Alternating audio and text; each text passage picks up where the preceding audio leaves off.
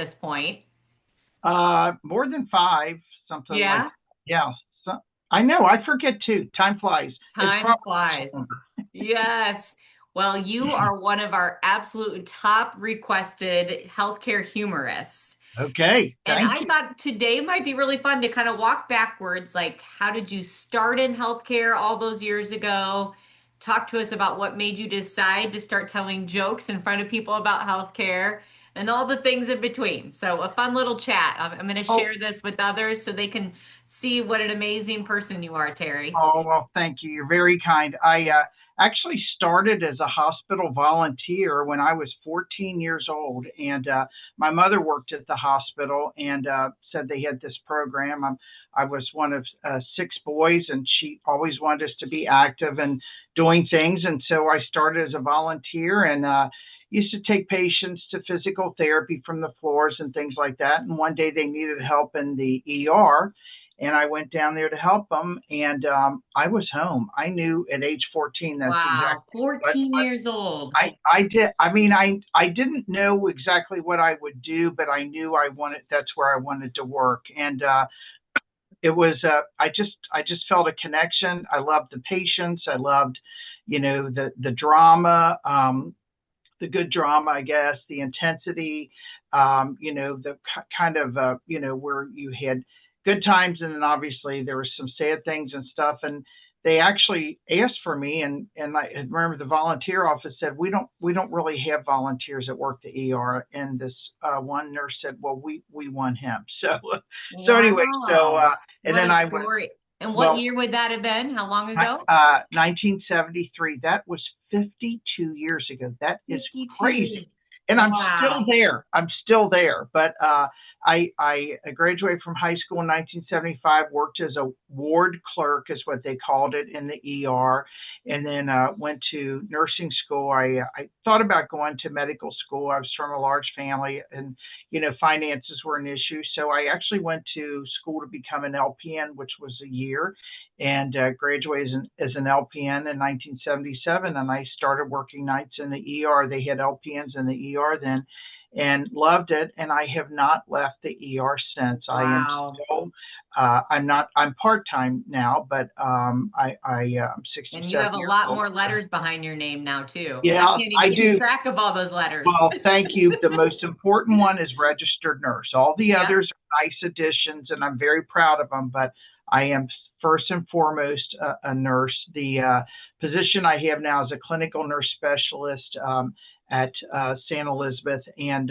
I do some trauma classes, pediatric emergency classes, things like that. But I still pick up shifts in the ER. I don't do nights anymore. I did those for 25 years and loved them, but I do still pick up, evening shifts here and there, or holiday or something like that. And I love still taking care of patients, and I never want to lose the ability to, I don't know, start an IV. I think I'll always know how to work a code. I like knowing or looking at a patient and figuring out what's wrong with them. I love dealing with the patients and their families. And I mean this from my heart. I love the fact that through the years I have taken care of people from every walk of life, Mm, of every language, of amazing. every Mm. skin color, of every station in life, and of every situation, of every age. And I don't mean it hokey, but I hope all of those people that I've taken care of have come away from that encounter in a more positive light. And some of them may not have had an awareness or cognitive ability to that, but I know I did that, Mhm. and there for them, and just that human connection. I just love it. I love That's people. incredible. I know. I just love it still. I just still like taking care of some little lady, or even ER stuff, or some little drunk guy, or or a scared mom with a sick baby and stuff. Like, I love getting in there and helping them out, and all of the other things that go along with that as well. And we know that there comes a lot of material when you're in the ER. And you were part of a series on TLC once upon a time, Untold Stories of the ER. Is that right? Oh, yes. Thank you for mentioning that. Not, no, I'm kidding. Yeah, it was on TLC, Untold Stories of the ER. This is how famous I am. I'm on the same channel that Honey Boo Boo was on. Okay, so I put that out there. So Honey Boo Boo, my 600-pound life or 1,000-pound life, Toddlers and Tiaras, and Terry Foster. My parents would have been so So proud. proud. But actually, they approached me about it. I had no idea what the show was or anything, and that was about 15 years ago. Filmed, did 10 episodes, and then when COVID hit, because it was filmed in Canada, it was put on hold, and I think it's ran its course. I hear once in a while somebody say, "Hey, that might come back," or maybe there's an email or something, but I think it's over. Fame is very fleeting. Okay, You have been seen in airports and people recognize you, right? Like that happens. it I get it at work, or if I'm somewhere in my scrubs, which is usually at work. Yeah. But it amazes me who like somebody came up to me in the airport. They heard me. I didn't have my scrubs on. I had street clothes on. I was at the ticket counter, and we was talking about something, I don't know, to the gate agent, and I started to walk away, and this guy comes up and he goes, "I know who you are," and I thought he was a patient I took care of, but I said, "Oh," I said, "Hi, nice to meet you," and he goes, "Oh my gosh, we watch you all the time on the show," and that just amazes me. One time in a gas station, a guy said that, so they say it's my voice. I don't know if that's a compliment or a put down or Oh, whatever, you but have a great voice. well, thank you, but it is kind of interesting that those connections, and people watch the show still, and it's kind of funny because I think it's on a lot at night, like 2 a.m. or whatever. So Uh-huh. somebody says, "I watched you last night," I say, "Oh, do you have problems sleeping?" And they kind of laugh and they go, we actually a friend of mine, her son was watching it, in the middle of the night, and I guess she got up, I don't know, to use a restroom or whatever, and she was like, "Why is Terry Foster talking in my house like it's 2 in the morning or something?" And she goes, That's "And here great. you were on TV." I'm like, "Oh my God, that sounds creepy for Was sure." was your time on that show kind of what led you to think about getting on stages and sharing humor with the healthcare industry, or kind of what how'd you make that jump into I speaking? I I did that beforehand. I did the speaking and the humor beforehand, and I remember I would go to conferences, and not really putting down a certain speaker or not, but I can remember sitting there listening to speakers who at times were at both extremes, who talked so over our heads. And they were mainly clinical type topics that I wanted to hear about, but so over our heads. And I remember other people felt that same way. And I'm like, we're a bunch of nurses. We're not dumb people. And the other extreme was people, sometimes a speaker just talking kind of down to the group, and kind of over explaining and stuff that, like, we knew we got this, that kind of stuff. And I remember sitting there thinking I could do a better job, meaning not that I'm better than them, but I would not have said this then, or I would have said this at that point or Mhm. whatever, and that would have been a good point. And so I was a critical care instructor at the hospital. We oriented nurses to ICU and ER and PACU, and so I would teach classes on advanced cardiac life support, blood gas interpretation, shock, things like that, rather heavy technical physiologic topics. And I was like, I want to keep them interested. So I would try and tell a war story in there, a clinical story, but also add a little bit of humor to it. One clinical story that'll make you remember, okay, that's why that patient had those symptoms, or that's why, I saw that, or that's why we use that drug. But also another story to keep them entertained, keep them kind of interesting, Yeah, and not stories not really, it all sticks when you hear a story. I it totally is. get that. It really it does, and it's the thing that brings a lot of it together. And so I just incorporate a lot of those into my teaching, and it was kind of interesting. I kind of began telling more humorous stories, and did it kind of as a coping mechanism for nurses that way, kind of, maintaining our professional, abilities, and using humor as a way to do that. Also, kind of giving nurses, hey, permission to laugh. I mean, obviously, it's HIPAA compliant. We're not making fun of race and religion or somebody's, orientation or anything like that at all, but just like a funny story. And so I noticed there was a shift where people wanted me to talk more on humor and less on clinical topics. And Huh. I would say, I am a really good nurse here. Like I know how to take care of a patient. If you want me to talk on shock, and they're like, no, we want to end on that funny stuff, or we want to begin on that funny stuff. So I was like, okay, so I didn't really have to kind of prove my worth or anything like that. And so that's kind of where I've used the humor. I have a lot of people have asked me, they'll say, where do you get your material? And I say, I clock in. That's where I I get love my that material. one. Yeah. It is handed to me.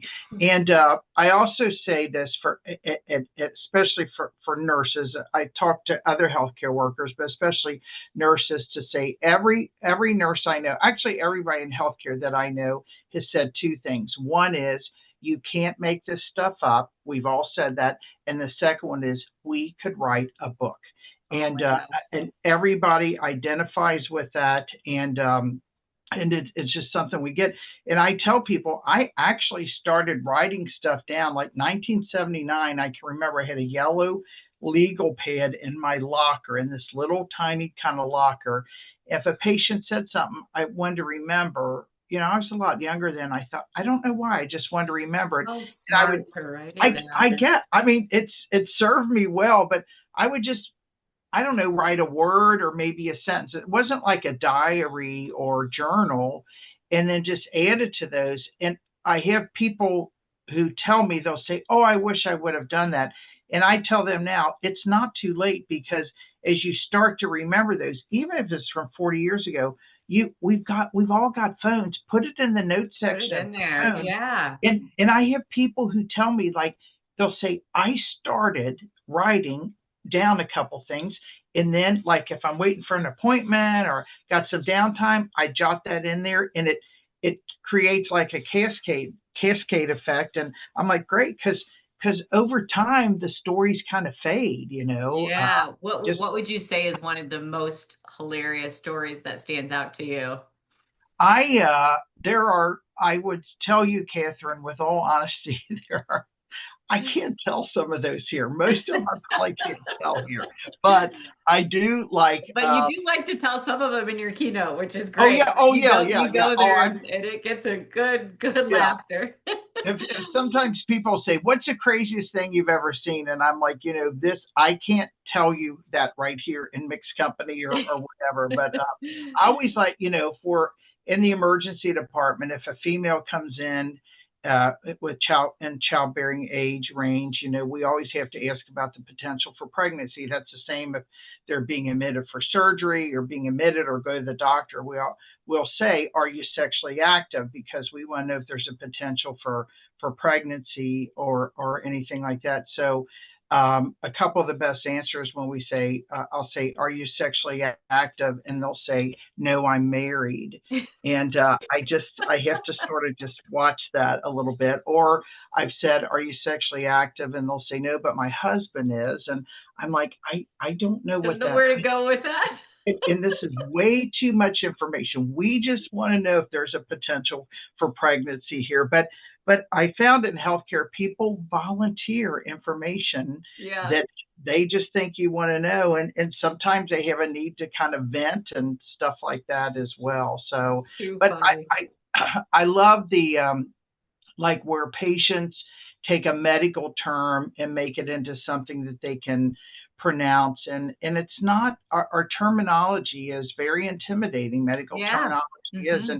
And people aren't dumb. They sort of think they know what they're talking about, and they want to kind of weave it into something that they can pronounce. And so those are always kind of interesting and stuff. And I certainly don't laugh at patients with that, but I just kind of smile and I'll say, well, this is the word or whatever. But I actually, walked out to get a patient in the ER, and a very heavily pregnant lady comes through the door with a suitcase. And I asked her, I said, "Are you in labor?" And she said, "No, I think I came through the wrong door." And I said, "I'll take you where you need to go." And so I sat her in the wheelchair, and her husband comes in, and I said, "Now, do you know where you need to go to the patient?"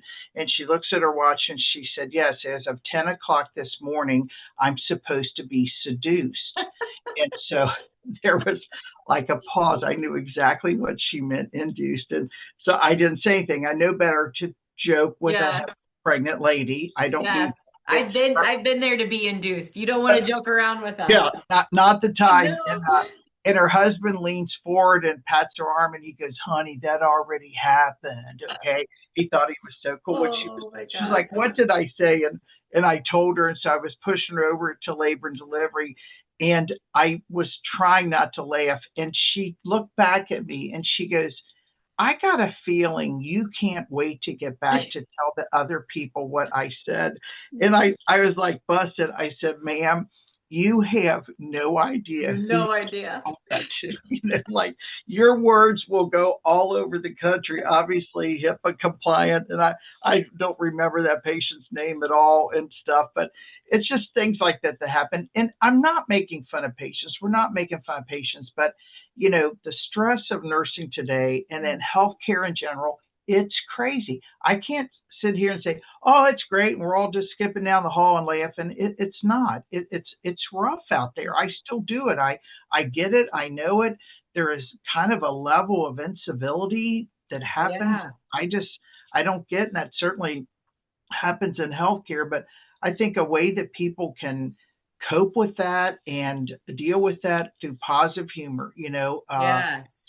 just kind of everybody likes to have fun at work. There's nothing wrong with that, and sort of giving people, as I said, permission, have fun at work. This is fun, and those kind of things within reason, because it's rough, and it sort of helps balance a little bit. I enjoy working a shift with a bunch of good people who are positive and humorous. Yeah. If I'm working a shift with some Debbie Downers, it Not drags as fun. not so much. So I was kind of wondering do you know how many states or stages have you kind of counted over the years? How many places you've spoken? it's over 5,000. I do know that. Over No, 5,000. it is. But now, okay, let's say stages. I've actually, I've spoken at Caesar's Palace in Vegas, at the Trump Tower in Atlantic City, and for pretty big conferences. I've presented at the ENA national conventions, I think 25 years in a row, maybe 30 years in a row. Wow. I'm very proud Incredible. of that. But also, Catherine, I have presented in a little old, county firehouse that didn't, was just in a little town, and I had a little slide projector and a podium. The best thing, years ago, I went through Kentucky when they had, which is my home state, where they had mandatory continuing education was implemented a long time ago. So a lot of nurses in these little hospitals didn't have a way to get to go to bigger cities for classes. There was no internet then. And I actually used to go to these little towns, and the hospitals were so small, but two places in town that I could present at were either a church or a funeral home. I have done seminar because there's a church and a funeral home in every town. Okay, Yes. Yep. even if Good it's a little seating. town. Good It, seating. Good parking. good, good. And with the funeral home, good lighting. Good Okay, lighting. I stood in between those pink lights that are gaudy, and stuff. But I actually did those there, and 10 nurses working a rural hospital, and you're talking like there's 3 RNs on shift who delivered babies, scrubbed in for surgeries, worked the ER, and all that stuff. I did that. So, and kind of Wow. everything in between, and I love it all. I love a connection with the audience and the people obviously attending. And I always say one of the best compliments I can get, and I mean this, maybe other people don't take it that way, is after I speak, if a nurse comes up to me and says, "You had to have worked at my hospital before. Everything you said those are us. Like those are our people. And I'm like, no, it's just that's a bond we have in You are, healthcare. but everybody feels it. They relate so much in that setting. Well, thank you. And it's that's like, okay, my work here is done, and Yes. stuff. So 2026 Nurses Week is right around the corner, and I've never seen someone get requested to come back for second and third oh, times like you do. oh, thank you. Yeah, it's amazing how often hospital systems all across the country, we've had you from coast to coast in the Midwest, all over that reach out and want to have you. What is the significance of Nurses Week? What makes that week so special? Just to me, all of the above. I appreciate that we have a week. Hmm. Nursing care is the only reason why a patient's admitted to a hospital. If they don't need nursing care, they're not admitted. And we are the largest workforce in the hospital, the largest budget, everything. But that's because patients need us. And I'm not discounting all of our other disciplinary workers as far as respiratory, x-ray, other diagnostic lab, things like that, all the therapies, the physicians, we all work well together, but the nurses are the ones who are there with the patients 24/7. And just to, have that connection, tell them, hang in there. It's rough out there, but here's the nice things. Here's the things just to point out that sometimes when the small percentage of patients that are very taxing or the families or things like that get to you, here's a way to balance it out. And I actually have people who will say to me, they'll say, how you could have retired by now. Why do you still work? And I tell them, I have some things to tell you here. Here's a couple ways that you can cope with this, so you want to come back to work so that it evens out a little bit. So I explained some of those. Should I explain them here or No, Terry, you got to no? hold some stuff back. This is why this Okay. is why we get you booked so you can share Oh, all this oh, goodness. okay. So that's a tease, right? Is That's that a what you tease. say? That's a Yeah. tease. Okay. Yeah. Absolutely. I never Yes. knew I was a tease, so that's pretty Well, good. we are so incredibly grateful for the partnership that we have with you, and Oh, it works out so well because you can continue to focus on your work during the day, and then when you're out on the road, it's so fun to kind of be the back office support for you and take I, care of itineraries and logistics. And I myself have really enjoyed the last few years getting to connect with so many healthcare systems across the oh, country and getting to a better appreciation for CNOs and leadership and development that they put into the nursing staff. It's amazing to see the investments that healthcare is yes. making in their nursing staff. I agree. I especially love when there's been like a committee that's worked on Nurses Week and stuff. And what I love is most of them are staff nurses or clinical nurses who don't have management roles but put out the time to like, what do we need as nurses?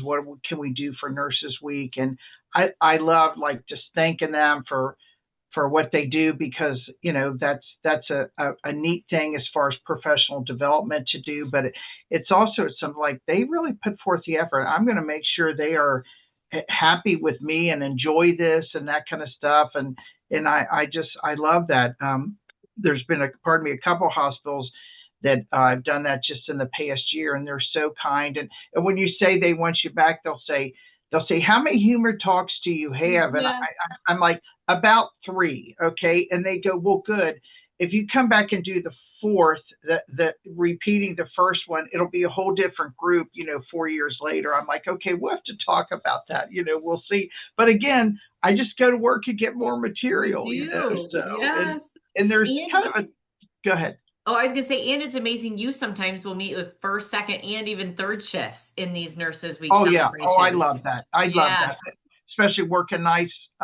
25 years, that connection. Night shift feels left out. Weekend people feel left out periodically because they are, and often. And so I like to kind of include that. And I've done some programs like at 7:30 in the morning, or more like 7:45, because nobody gets right off the floor then.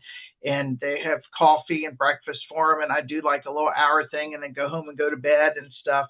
And they appreciate it. But also other all the other hospital departments. I love that. I remember this very small hospital that you had booked me for in Illinois, and how, I mean, everybody was there, and it was. I Yes. think they even had somebody from the gift shop there, Oh, and, that's and right. I went to Yes. their gift shop, and it was like this really sweet little closet that they had, and of course I had to buy some stuff there because Yes. Yes. they had that, and so just those kind of things, just to where we're all there for the patient. We all want it to go well, and we're all in healthcare, so we got to get through it. So I hope I give them the energy, and sort of transfer some of that "you could do it" and hang in there to them. So Yes. so Well, thank you for this inspiring conversation, Terry. I love working with you. I hope you have a very fun Halloween with the grandkids we tonight. will. They're coming over, so we sure will, for sure. So Well, thank you. we'll see you Thank you, soon. Tiff. Thanks, Okay, Terry. thanks.